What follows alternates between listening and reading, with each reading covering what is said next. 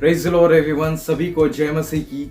मैं अमित घाटगे प्रभु यीशु मसीह के सामर्थी नाम में आप सभी लोगों का फिर एक बार स्वागत करता हूं और मैं आशा करता हूं कि आप सभी लोग प्रभु यीशु मसीह की कृपा और उसके अनुग्रह से अच्छे और सुरक्षित होंगे।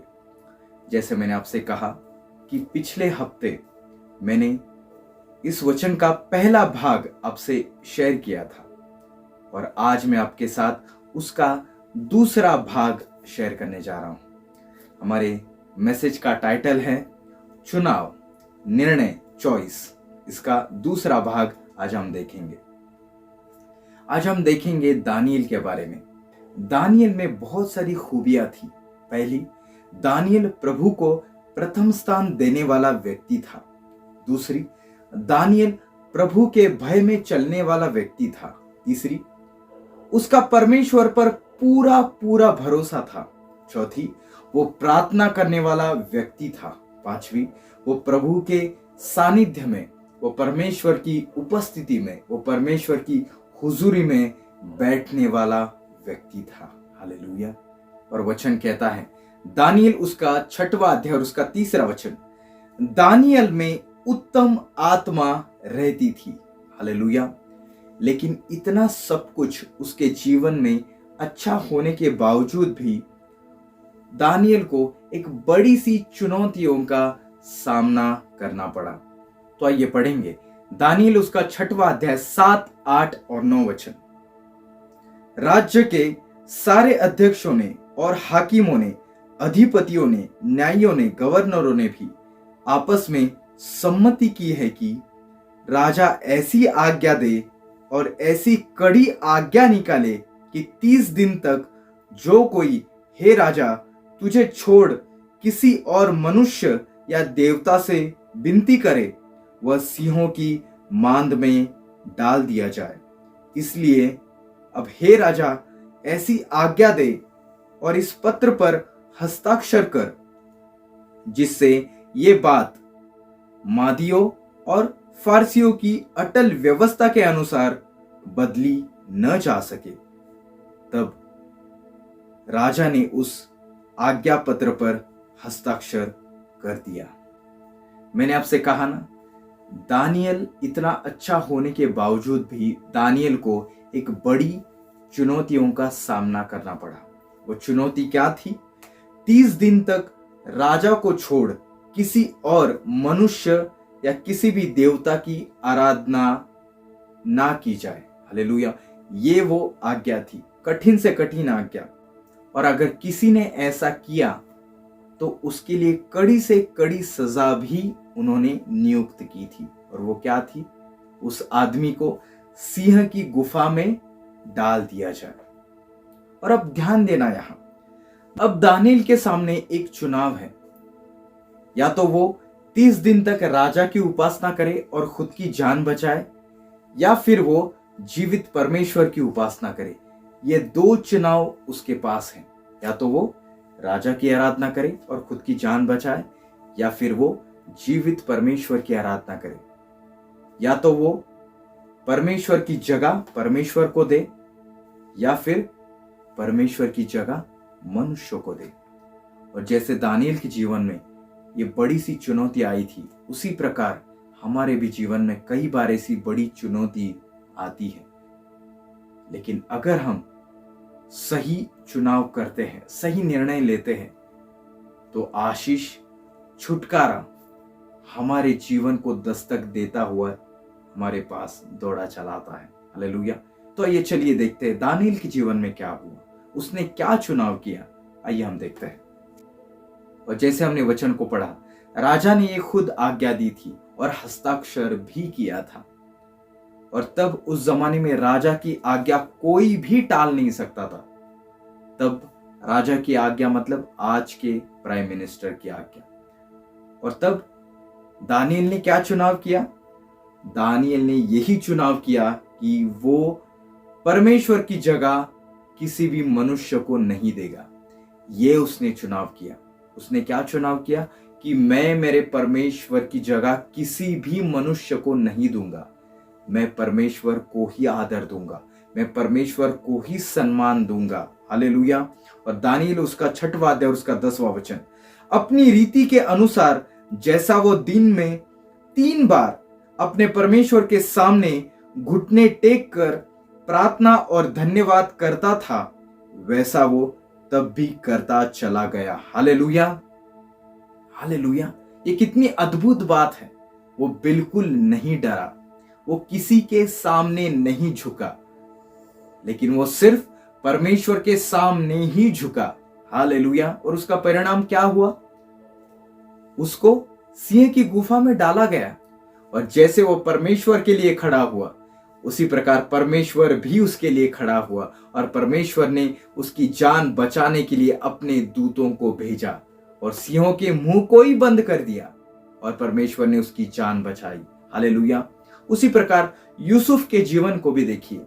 यूसुफ ने पोतीफर के पत्नी के साथ कुछ भी गलत नहीं किया। उसने जेल में जाना पसंद किया, लेकिन उसने परमेश्वर के विरुद्ध पाप करना पसंद नहीं किया। हालेलुया। आज मेरा आपसे फिर से सवाल है, आज हमारा चुनाव क्या है? आज हमारा चुनाव परमेश्वर का आज्ञा पालन है, उसके जीवित वचन है? निर्णय हमारा है। हालेलुया। दाऊद के जीवन को भी देखिए। दाऊद का चुनाव भी क्या था? दाऊद का चुनाव भी यही था कि वो परमेश्वर की उपस्थिति के लिए तरसता था। उसने भी परमेश्वर को ही प्रथम स्थान देना पसंद किया। भजन संहिता उसका 16वां अध्याय और उसका 8वां वचन, मैंने यहोवा को निरंतर, यानी कि मैंने यहोवा को हमेशा अपने सम्मुख रखा है। भजन संहिता उसका 119 और उसका 72, तेरी दी हुई व्यवस्था मेरे लिए हजारों रुपयों और मोहरों से भी उत्तम है। हालेलुया। मरकुस उसका 10वां अध्याय और उसका 21वां वचन क्या कहता है? पिछले हफ्ते ही इस वचन पर हमने मनन किया था। एक अमीर आदमी यीशु के पास आता है और उनसे क्या कहता है कि अनंत जीवन पाने के लिए गुरु मैं क्या करूं? तब यीशु मसीह ने उससे क्या कहा था? जो कुछ तेरा है बेच कर तू क्या कर, कंगालों को दे। लेकिन वो दे नहीं सका और वो निराश होकर चला गया, क्योंकि उसका मन उसके पैसों पर, उसके धन दौलत पर था। हालेलुया। लेकिन दाऊद के जीवन को देखिए।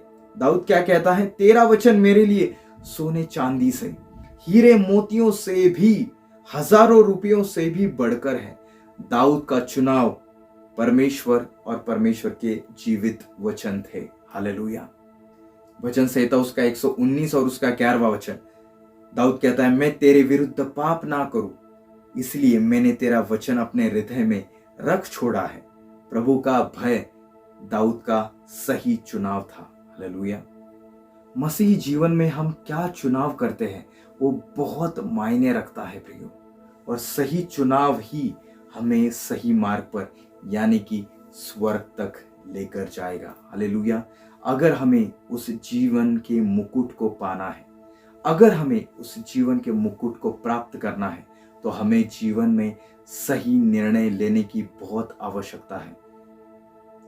जो इस विषय के बारे में परमेश्वर ने जो भी बातें मुझसे कही थी या मेरे मन में डाली थी, उन बातों को या इस विषय को मैंने आपके सामने रखा है। और जैसे मैंने आपसे कहा, गलत चुनाव, गलत राह और गलत समाप्ति, सही चुनाव, सही राह और सही समाप्ति। दानियेल के बारे में हमने देखा, जैसे दानियेल ने वो चुनाव किया था, लेकिन वो चुनाव उसको कहां पर लेकर गया? सिंह की गुफा में। यूसुफ के बारे में हमने देखा, यूसुफ ने भी जो चुनाव किया, उसने क्या चुनाव किया कि मैं परमेश्वर के विरुद्ध पाप नहीं करूंगा। दानियेल ने क्या चुनाव किया कि मैं परमेश्वर की जगह परमेश्वर को ही दूंगा, मैं परमेश्वर की जगह किसी मनुष्य को नहीं दूंगा।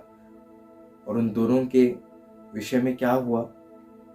उन दोनों ने जो चुनाव लिए, वो चुनाव उनको कहां पर लेकर गए? दानियेल को उसका चुनाव सिंह की गुफा में लेकर गया, यूसुफ का चुनाव उसको जेल में लेकर गया।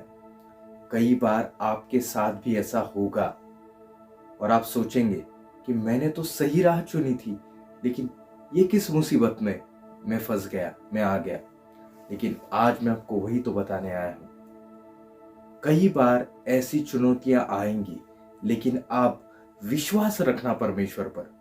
परमेश्वर आपको हर एक परिस्थिति से सुरक्षित बाहर लेकर आएगा। आपको किसी भी प्रकार की हानि वो नहीं होने देगा। भले ही उस वक्त के लिए आपको लगेगा क्या परमेश्वर ने मेरा साथ छोड़ दिया है, लेकिन ऐसा कभी नहीं है। परमेश्वर आपके साथ है। उस परिस्थिति में परमेश्वर आपके साथ है। आपने जो सही रास्ता चुना है, आप उसको थामे रहो। आप परमेश्वर के वचन को थामे रहो। हालेलुया।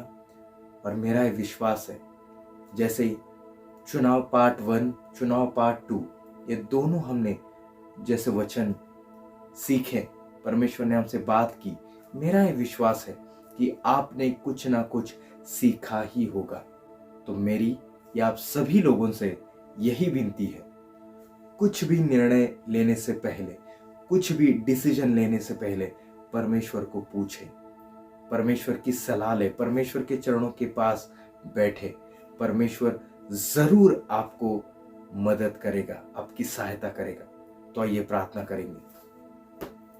या हमारे स्वर्गीय पिता, प्रभु यीशु मसीह के सामर्थ्य नाम से हम आपके चरणों के पास आते हैं। आपने हमसे बात की है प्रभु, आपके वचनों के द्वारा आपने हमें सिखाया है कि सही चुनाव सही राह पर आपको लेकर जाएगा, और सही राह पर आप जैसे चलोगे आपकी सही समाप्ति होगी। हम सभी को तू सहायता कर कि हम जो कुछ भी डिसीजन लेने से पहले, निर्णयों को लेने से पहले, हम आपके चरणों के पास बैठे, हम आपकी ओर दृष्टि लगाना सीखे, हम आपको पुकारना सीखे प्रभु। और जैसे हम विश्वासियों को उस जीवन के मुकुट को पाना है, अगर हमें उस जीवन के मुकुट को पाना है तो हमें सही मार्ग पर चलने की आवश्यकता है, सही निर्णय लेने की आवश्यकता है। और सही मार्ग केवल आप हो प्रभु। आप ही मार्ग हो, आप ही सत्य हो, आप ही जीवन हो प्रभु जी। और पवित्र आत्मा आप हमारी सहायता करें ताकि हम हर एक मुसीबत से बचे रह सके। आप ही हमें सिखाइए कि हम परमेश्वर के मार्गों पर कैसे चले। आज जितने भी लोग अपने जीवन में संघर्ष कर रहे हैं प्रभु, मैं नहीं जानता उनके पास्ट लाइफ में, उनके भूतकाल में उन्होंने क्या निर्णयों को लिया था, लेकिन आप उनकी सहायता कीजिए प्रभु, और उनको उनकी परिस्थितियों से बाहर निकालिए परमेश्वर। हम सभी मिलकर हम हमारे जीवन का समर्पण आपको फिर से करते हैं प्रभु, और ये प्रार्थना प्रभु यीशु मसीह के नाम से मांगते हैं, आमीन। सभी को जय मसीह की। प्रभु परमेश्वर आपके साथ है।